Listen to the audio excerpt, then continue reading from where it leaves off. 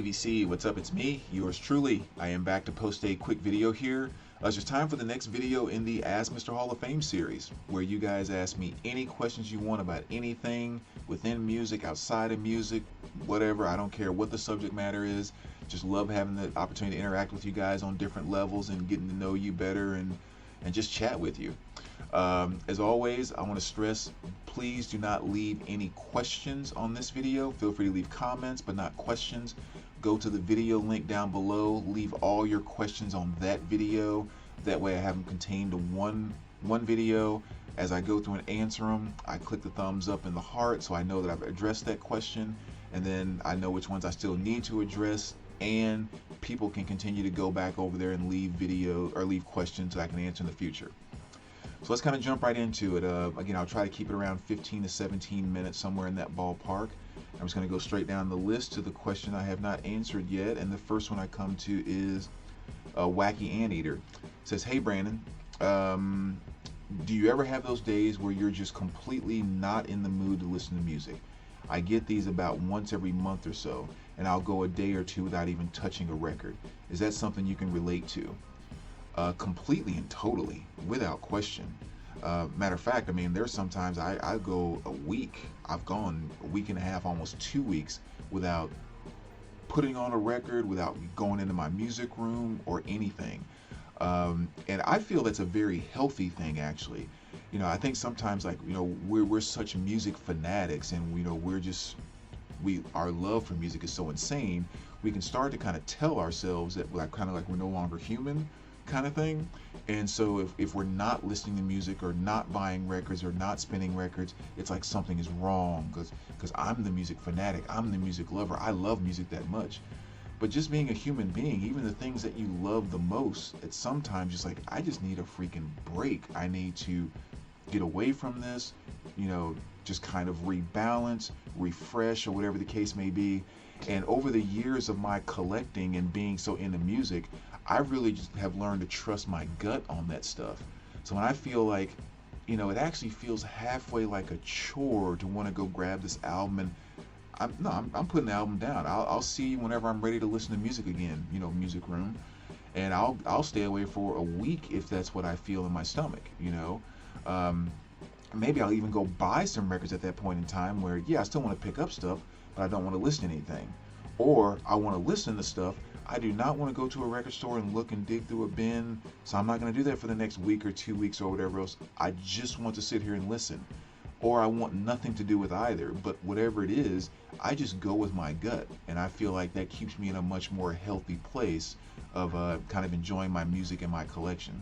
So yeah, can totally relate, and I think it's a great thing, actually. Next question, Cheap and Cheerful Record Collector. Hey Brandon, great idea doing the Q&A, appreciate that. My question is, I just bought a new Rotel A12 integrated amp, very happy with it, but wondering if I need a separate phono amp. This does have a phono amp within it, but people seem to buy a separate one too. Why would I need one? Thanks, and keep it spinning. All right, yeah, let me kind of address that question, and let me think. Okay, yeah, well, let me address that question like this, and I'll stress here too, please, any people that are really into, you know, so maybe declaring yourself audiophiles and stuff like this, I want to describe this in a way that people can understand it, so don't get bogged down with all the terminology or kind of what I'm saying here. I want to keep this very, very simple and straightforward to maybe give some understanding of why that takes place. So when you look at basically the way your system works, you have your turntable that's giving out the signal, right? Your stylus is getting the signal from the album that's sending it out. That signal has to be, let's just say, amplified. You know, that power needs to be given to that signal. Now what a phono stage is doing is it's kind of doing two things. It's boosting the signal, but it's also the thing that's kind of adding the color and the life and a lot of the way that sound is going to come out of your speakers and your amplifier. A lot of it is being determined in that phono stage because it's taking the signal and doing all the boosting and adding all that to it. So when you think about an integrated unit, matter of fact, a perfect example is my Marantz 2275 back there. one of my favorite receivers, the one that I will never get rid of, and I've always loved it even with the different systems that I have. Now with that receiver, it has, you know, the amplification is in it, the actual power from the amplifier. It has a tuner in it, so like all the radio stuff is in there. It has a phono stage in there, so it, you know, it has that in the back. So all that stuff is being packed into this unit. What you would find is if you go in and just pull the phono stage out of that Marantz, even though it's a solid one, it's probably not going to be to the same performance levels as an external phono stage that's basically, for lack of better terms, there's more there and it can do more. It's not just one little piece that's inserted into an integrated type of unit. So what that means is, like, from my personal experience, for the longest time I had an external Parasound Z phono preamp that I was using running through the Marantz, and it's not a very expensive preamp. It's one you can get for like 125, maybe 150 bucks. So it's not crazy, you know, any of the crazy audiophile type of stuff. But yet the sound quality that I got with that Z phono was so far beyond the sound quality I got with the Marantz, the phono stage inside the Marantz, which is a good phono stage. So that's really kind of what it comes down to is, you know, you can just take a piece that's put inside most integrated amplifiers. You can get a better phono stage by having an external one and not even having to have some $3, $4, $5, $15,000 external phono amplifier. You can still get a much better sound out of it.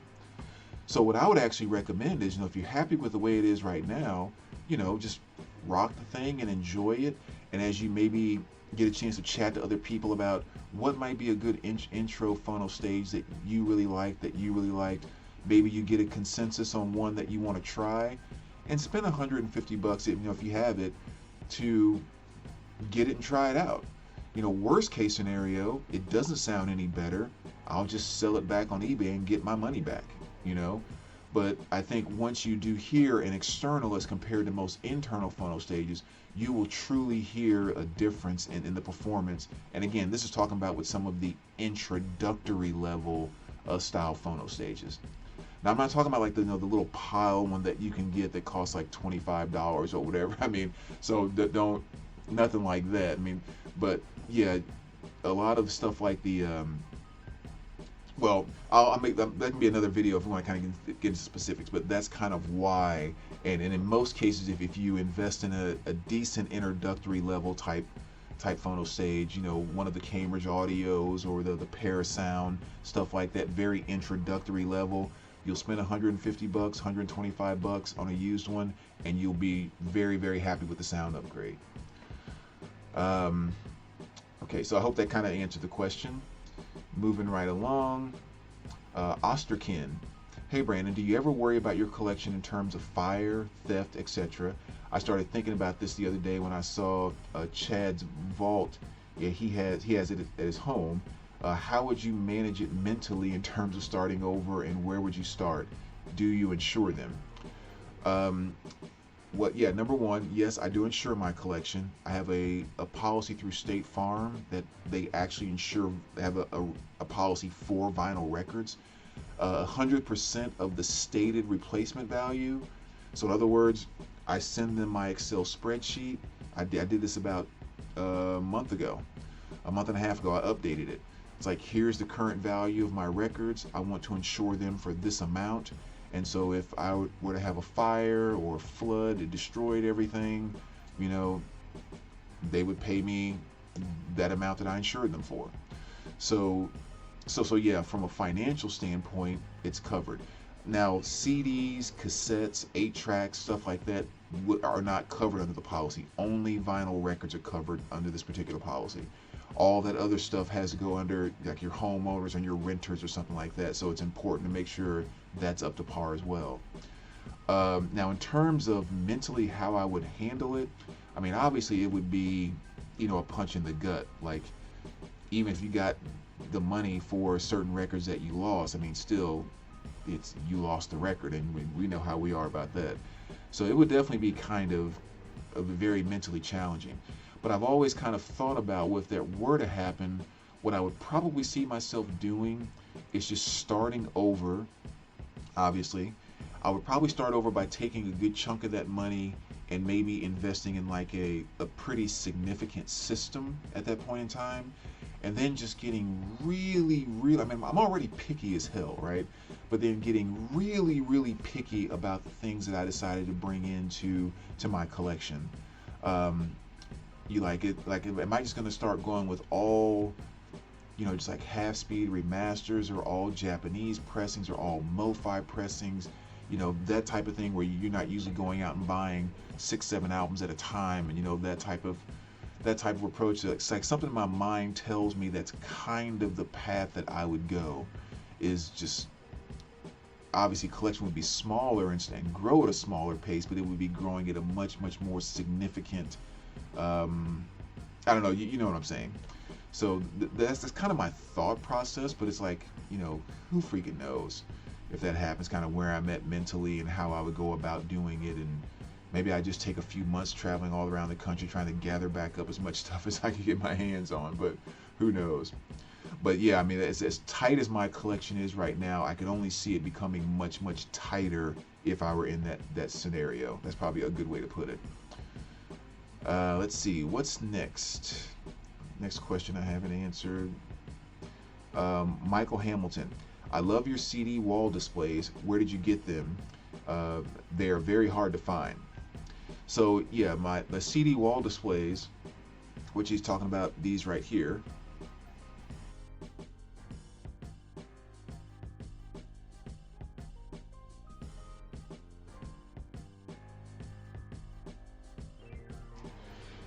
I actually first saw those on Amazon. It was like a few years ago, and they were very kind of expensive, like 30 something dollars a piece or something like that. And I'm like, I'm not paying that much for a piece of plastic, even though I really want them. And then there's a small store called the CD Warehouse that sells a little bit of vinyl and some CDs. Really cool guy that owns the shop too. I love just going in and chatting with him.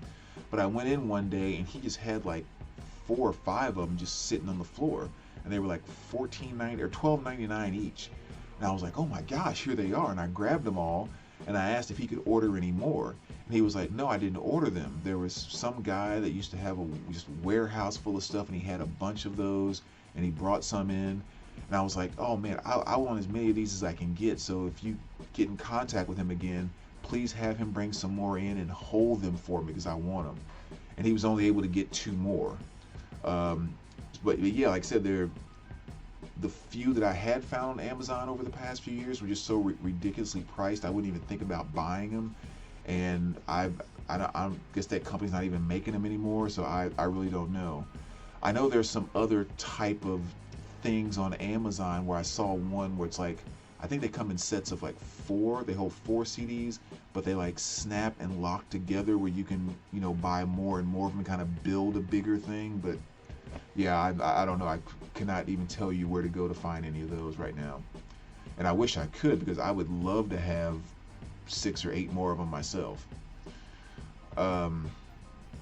So see, next question. Where are we at? 13 minutes. Steve Carlson, how has your musical journey been changing?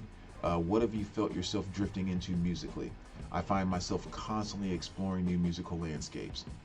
And actually, kind of a good person to bring up when I was just talking about the insurance and all of that, because Steve actually went through the process of, I call it a process too, because it was freaking horrible, of losing his collection due to a flood. And it's amazing the way that he's bounced back from that, and has not let it deter him from enjoying music, enjoying life, enjoying collecting records and all of that. Just really shows what an amazing freaking guy he is. So yeah, Steve, when it comes to how's my musical journey been changing, I think really right now my musical journey has just been in a very opportunistic type of mode in terms of the music I'm listening to. Because obviously there's the listening to part and there's the collecting part. So listening to music, there hasn't been like a ton of these very specific artists that I gotta go out and pick up these old Slayer records or this and whatever it might be.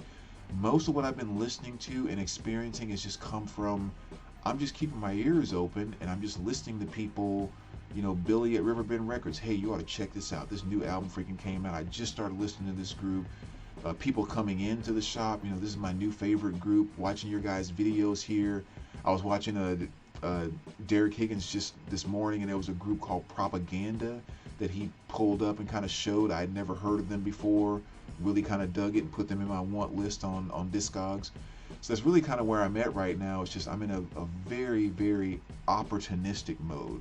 Just letting people share with me what they're digging, and I'm just kind of, you know, grabbing the pieces that I'm connecting with them. What have I felt myself drifting into musically? Kind of the same thing. There really has not been a specific genre where I've gone down a free jazz line or a country line, or it really has just kind of been a little bit of this and that, kind of all over the place. So yeah, I mean, that's really kind of all I can say to that. I'm very much in just a floating and enjoying the ride kind of place right now. I'm not specifically going down any roads. Let's see. Next question going down here. It's Mike. Is that Alspa? I hope I'm pronouncing that right. I apologize if I'm not. It says, "Hi Brandon. Is your collection insured? If so, is it a special collection insurance or your homeowners and rental insurance? I've been thinking about this for a while now and have a lot of money wrapped up in music and equipment." Well, yeah, I guess I just answered that question. Yeah, I said the insurance policies for the vinyl, the homeowners, everything else, including the equipment and so forth. That's all going to go into your homeowners and renters. So highly recommend it. And maybe one thing I will say about the insurance policy, you know, I mean, I have my collection insured for a six-figure amount. And right now, I think I'm paying about $50 a month, $52 a month, somewhere in that ballpark, 50-something dollars a month. And so to me, it's like, that's more than worth, you know, losing your entire collection. So even from a cost standpoint, definitely look into it. When I first insured it, I think I had like $75,000 or something like that, and I was paying like $30-something a month. I mean, it's nothing ridiculous, and to me, it's worth $7 a week to insure this thing you've been kind of building on for a lifetime. So, you know, I feel comfortable paying $12 a week now is what I'm kind of paying to have my stuff covered. So, let's see. Yeah, okay, we're at the 17-minute mark, so I don't want this to run too long, so I'll stop it there. But yeah, once again, guys, thanks so much for the questions. Really appreciate it. Again, if you have any new questions, people that have already asked, feel free to ask again. If you have not asked, just go to the link down below, leave your questions there, and thanks again for giving me the opportunity just to kind of chat with you guys about all this good stuff. All right, take care, VC.